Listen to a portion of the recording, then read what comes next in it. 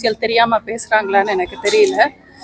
ரகுபதி அவங்களோட அரசியல் ஆரம்பித்ததே அதிமுகவில் தான். இங்கேருந்து போனவங்கெல்லாம் தாய் வீட்டு பற்றி தப்பாக பேசுகிறதே தப்பு.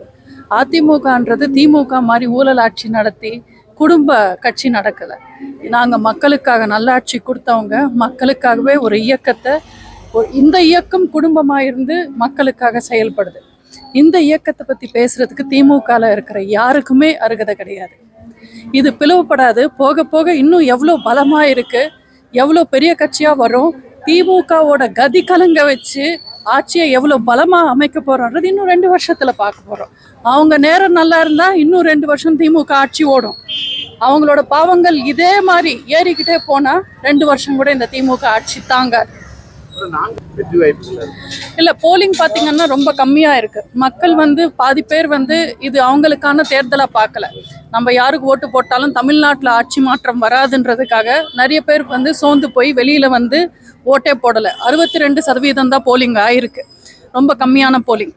மக்கள் எதிர்பார்க்கறது கூடிய சீக்கிரம் சட்டமன்ற தேர்தல் வரணும், ஆட்சி மாற்றம் வரணும்னு காத்துக்கிட்டு இருக்காங்க. நீங்கள் பாருங்கள், சட்டமன்ற தேர்தல் எப்போ வந்தாலும் போலிங் இனிமே 80% உயர்ந்து காட்டும். இந்த தேர்தல் பொறுத்த வரைக்கும் நாங்கள் 2021 விட கடுமையாக உழைச்சிருக்கோம். மக்களோட எதிர்பார்ப்புகளும் மக்களோட எழுச்சியும் நல்லா இருந்தது. ரிசல்ட் வெயிட் பண்ணி பார்ப்போம். சவுக்கு சங்கர் கஞ்சா வழக்கில் கைது பண்ணிருக்கேன். அதே போல் அவர் நான் அந்த கோவை சிறையில் தான் இறந்துருவேன் அப்படின்னு சொல்லிட்டு வாய்ஸ் மெசேஜ் அதான் போலீஸ் அரெஸ்ட் பண்ணி போகும்போது கேஸ் நடந்துகிட்டு இருக்கு, விசாரணையில் இருக்காங்க.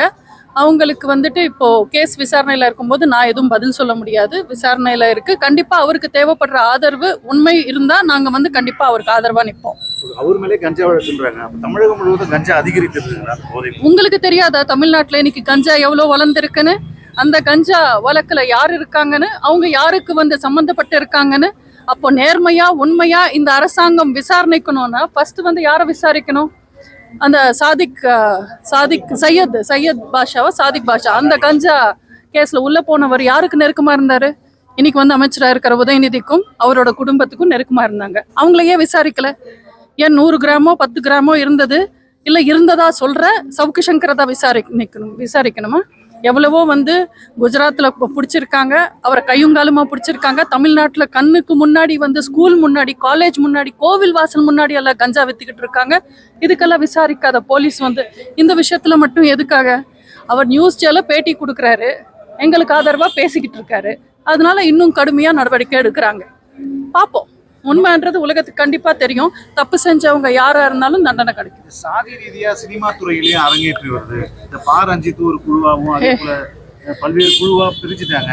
நேற்று கூட ஒரு சினிமா திரைப்படம் வெளியிட்டு எனக்கு ஜாதி பத்தியும் மதம் பத்தியும் பேசுறதுக்கு பெருசா விருப்பம் இல்லை. ஏன்னா நான் புரட்சி தலைவி அம்மா வழியில வந்தவன்.